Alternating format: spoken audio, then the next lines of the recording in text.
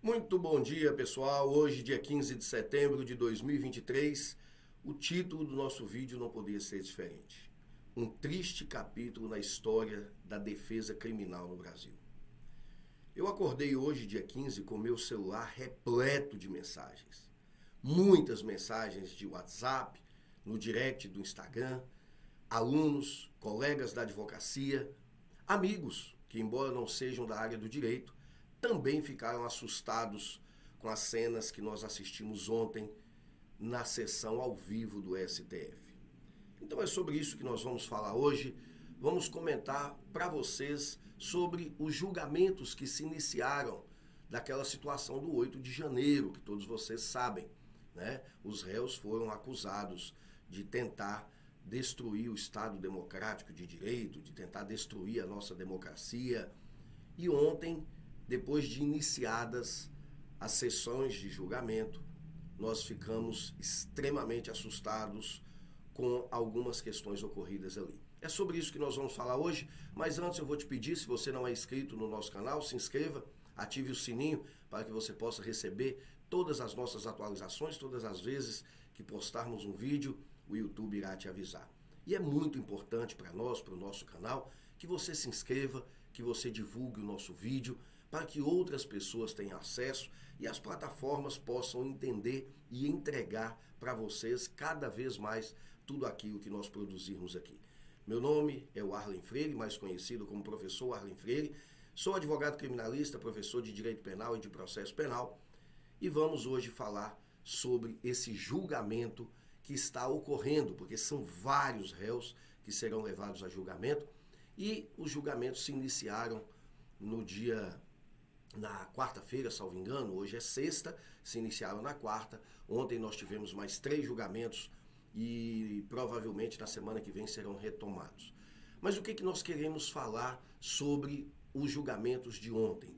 Ontem, salvo engano, foram julgados 3 ou 4 réus, não tenho certeza, mas 3 ou 4 réus.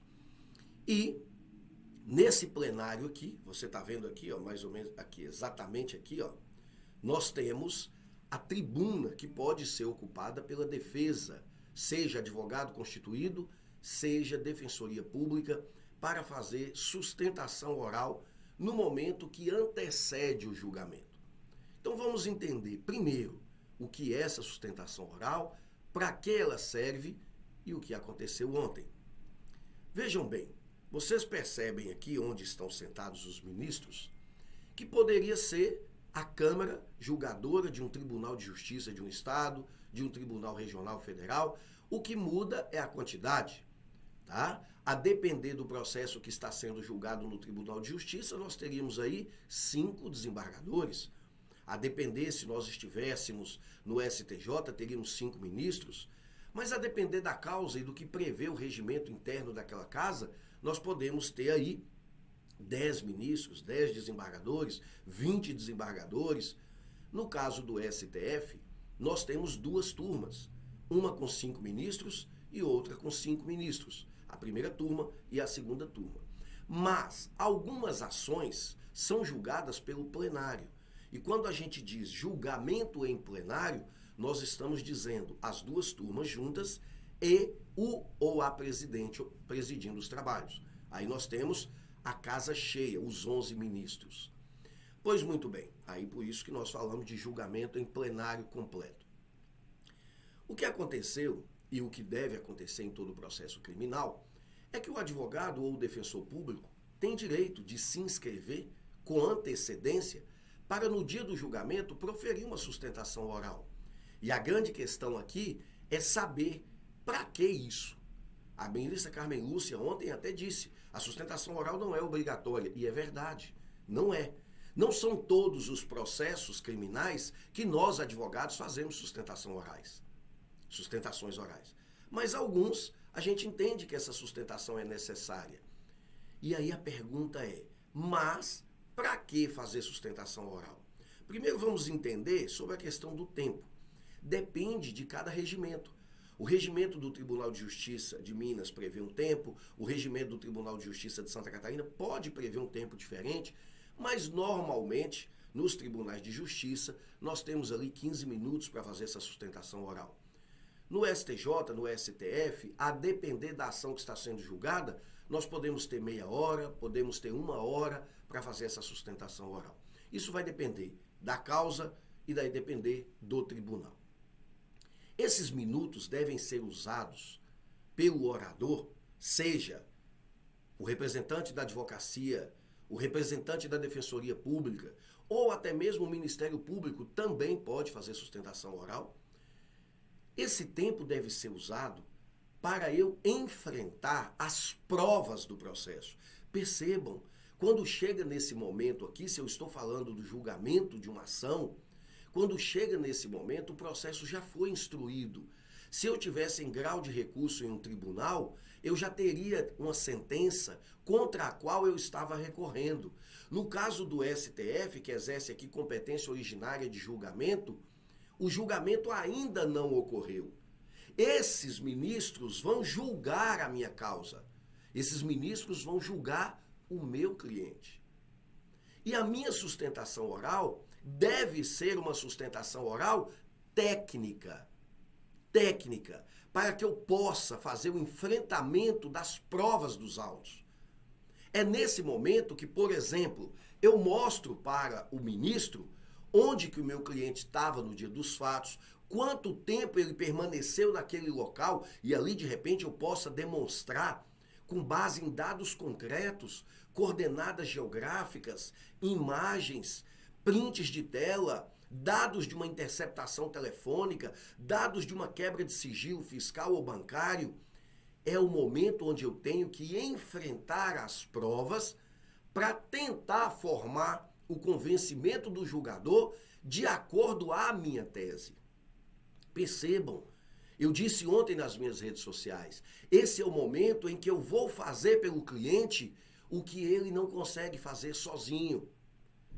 A nossa ampla defesa prevista na Constituição, todos os meus alunos já me ouviram falar isso, a ampla defesa é um somatório de autodefesa e defesa técnica. Só existe ampla defesa se no processo houver defesa técnica e autodefesa. A autodefesa é quando o réu mesmo faz a sua defesa. E por motivos óbvios, essa atuação do réu é limitada. Ele faz a sua autodefesa quando, por exemplo, ele dá a sua versão dos fatos, quando ele escolhe o advogado que ele quer que o defenda, isso é um exercício da autodefesa, quando ele indica para o advogado as testemunhas que ele sabe que presenciaram o fato, quando ele leva para o advogado circunstâncias do dia dos fatos que o advogado não teria como saber porque não estava lá. Ele leva para o advogado informações do mundo dos fatos que o advogado não tinha como saber. Isso é o exercício da autodefesa. A defesa técnica, no entanto, só pode ser exercida por um advogado regularmente inscrito na OAB ou por um defensor público. E a defesa técnica pressupõe atos que não podem ser praticados pelo réu.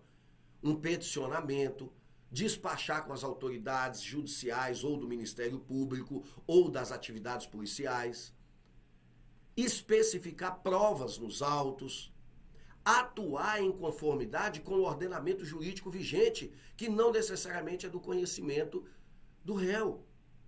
E aqui eu não estou dizendo aqueles casos em que o réu é advogado. Às vezes ele é advogado, tem conhecimento jurídico, mas por questões emocionais ele não consegue se autodefender. Então vamos partir do pressuposto que nós temos um réu que não tem conhecimento jurídico. E não tendo conhecimento jurídico, o que eu estou fazendo é representando a pessoa dele no momento em que ele não pode fazer sozinho. A sustentação oral numa Suprema Corte é exatamente isso. É eu fazer pelo meu cliente o que ele não pode fazer sozinho. E percebam, para eu mudar o convencimento de um ministro da Suprema Corte, eu preciso ser técnico, eu preciso enfrentar a prova dos autos. É para isso que é a sustentação oral. Muito se tem dito, e ontem uma das advogadas que fizeram sustentação oral no STF, mencionou que os votos já chegam ali prontos. É verdade. É verdade que os votos já estão ali esboçados no computador do ministro, ou de autoria dele mesmo, ou de autoria de um assessor. E é normal, é assim que acontece. Mas é óbvio que numa ação dessa importância, esses ministros analisaram esses votos, conversaram com os assessores, reuniram com os assessores. Aquilo ali é fruto de um trabalho de muitos dias debruçados sobre o processo. Eu não posso partir do pressuposto que se o voto já está ali pronto, o ministro nem dele tem conhecimento. Não é assim. O que acontece é que essa sessão foi marcada e os ministros com antecedência reuniram com seus assessores, produziram aqueles votos, colocaram no computador e levaram para lá. Mas até que esse voto seja publicado, ele pode ser alterado, ele pode ser revisto. E é aí que entra o papel importantíssimo da sustentação oral.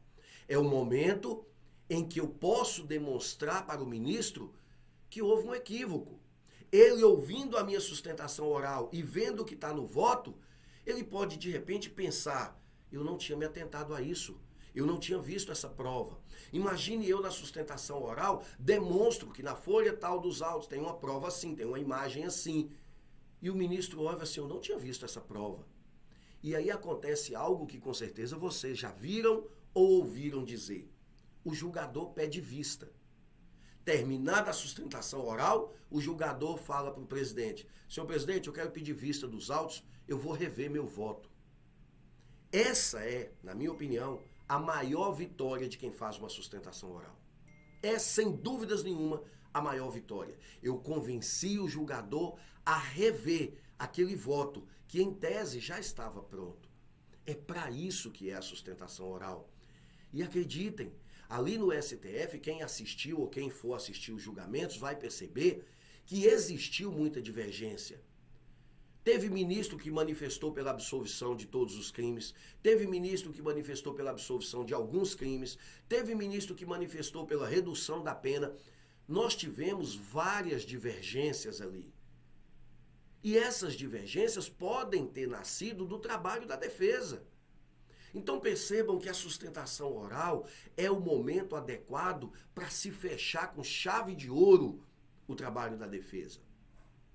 E percebam, fazer uma sustentação oral frente à Suprema Corte do país exige sim um mínimo de preparação. Eu tenho sido muito criticado quando eu externo essa minha postura. Mas eu sou sim um defensor da ideia de que para sustentar no STJ, no STF, pressupõe uma preparação técnica diferenciada, pressupõe uma experiência na carreira profissional. E eu posso explicar isso de várias formas. A pessoa, para exercer o cargo de ministro do STF, ele tem que estar preparado, ele tem que ter uma história de produção de conhecimento na carreira jurídica, seja na advocacia, no Ministério Público ou no Judiciário. Não se concebe a ideia de alguém chegar para ser ministro do STF sem nenhuma experiência jurídica antecedente. Da mesma forma, o representante da Procuradoria-Geral da República, o representante do Ministério Público no STF, pressupõe alguém com vasta experiência e conhecimento jurídico. Isso é indiscutível. Por que com a advocacia a defensoria pública teria que ser diferente? Não tem que ser diferente. Para se sustentar, para atuar no STF, pressupõe uma larga experiência na advocacia criminal. Se a demanda for criminal, e aqui estamos tratando de uma demanda criminal, mas seja qual for a demanda, você tem que ter uma experiência naquela área. Nós temos, dentro do Código, do Estatuto da OAB, da Lei 8.906 de 94, uma previsão expressa de que não há hierarquia entre juiz, promotor e advogado numa audiência. Verdade, não há hierarquia. Mas percebam, é preciso que haja uma paridade de conhecimento também. Eu não posso chegar na Suprema Corte do país para defender o meu cliente sem o mínimo de preparação. Porque, obviamente, eu corro o risco de deixar meu cliente indefeso. Porque talvez eu não tenha o conhecimento, a experiência necessária para atuar naquela Suprema Corte. Então eu não comungo da ideia e não concordo que a sustentação oral no STF pode ser feita por qualquer advogado. Pode, mas não deve. Eu não aconselho. Eu não aconselho que um advogado que acabou de formar, para quem eu estou ministrando um curso de advocacia criminal, ensinando os primeiros passos na advocacia, já se sinta preparado a debater ideias com ministros do STF. E muitos me criticam por isso, mas é o que eu penso. Para eu chegar ao STF e tentar mudar o convencimento de um ministro, eu tenho que ter um mínimo de preparação, de conhecimento. Isso demanda tempo. Eu já tenho dito isso várias vezes, todos os meus alunos já me ouviram dizer, não se constrói um advogado da noite para o dia. Isso demanda tempo. Também não se constrói um julgador da noite para o dia.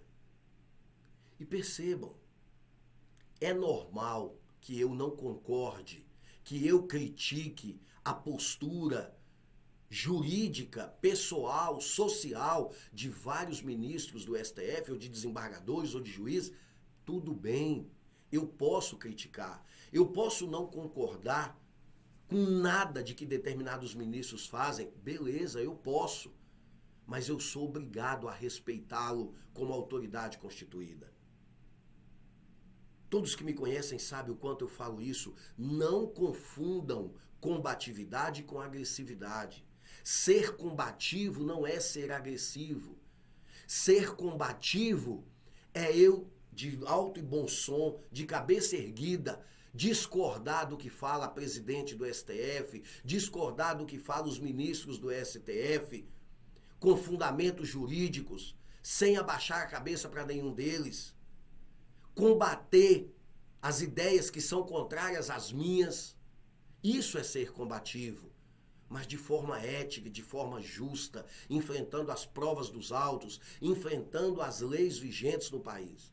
Mas isso não me dá o direito de ser agressivo e desrespeitoso com quem quer que seja.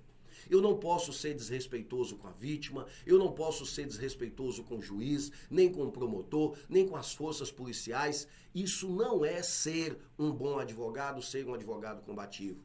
Estão misturando as coisas.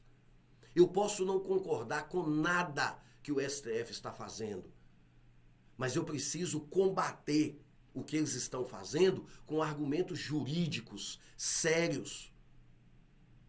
Não com choro, desespero, ofensas, ataques pessoais aos ministros. Não entendo que seria dessa forma que eu estaria fazendo uma boa defesa. A gente precisa entender que esse julgamento é polêmico por si só. Nós estamos falando daqueles fatos ocorridos no dia 8 de janeiro de 2023, quando para muitos, e para mim é o meu pensamento, o nosso Estado democrático de direito estava em risco. É uma situação jamais vista desde a Constituição de 88. É um julgamento polêmico por si só, verdade. Eu posso discordar da postura que está sendo adotada pelo relator? Posso. Mas eu devo combater essa postura com argumentos jurídicos.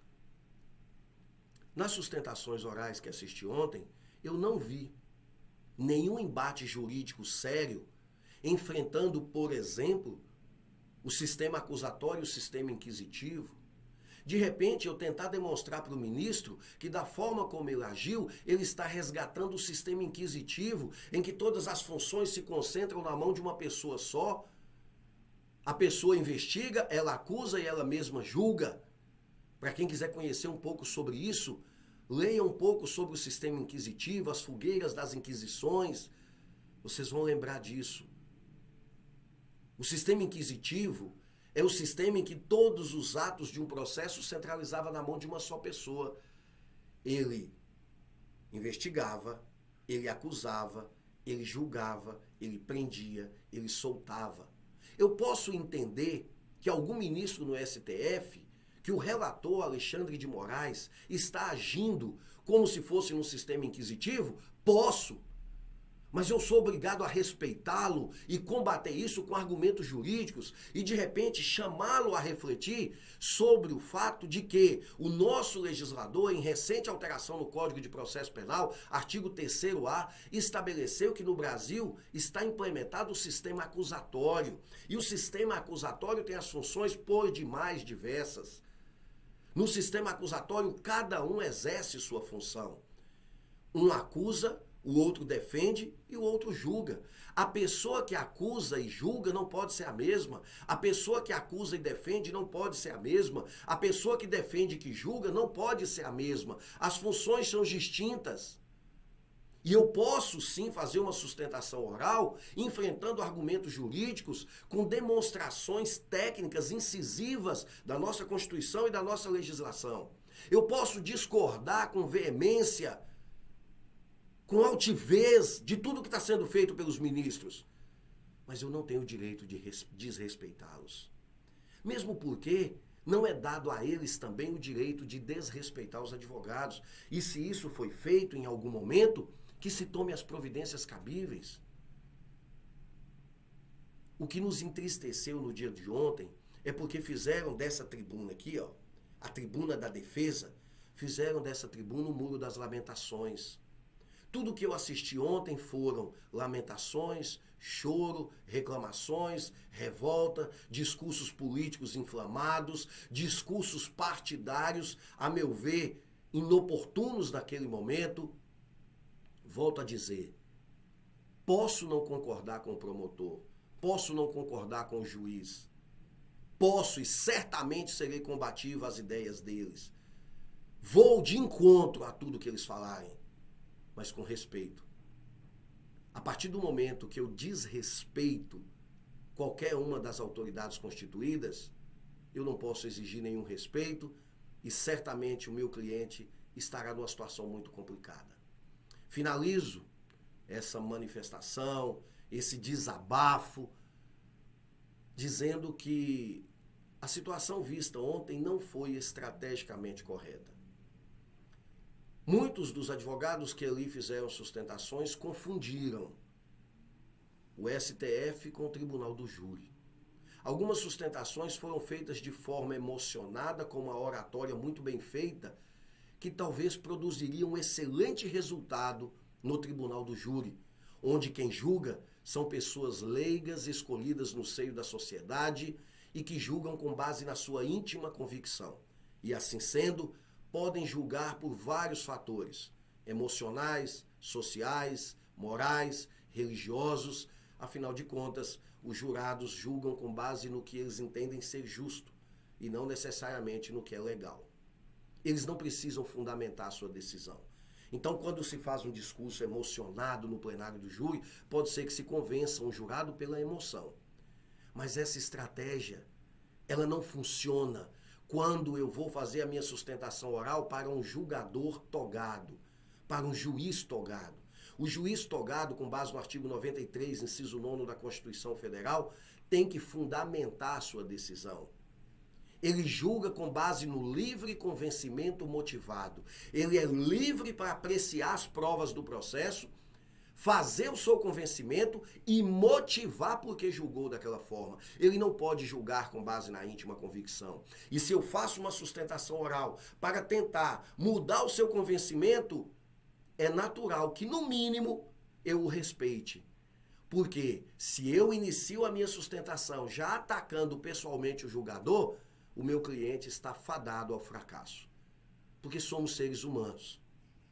É muito difícil entender que essa estratégia seria acertada.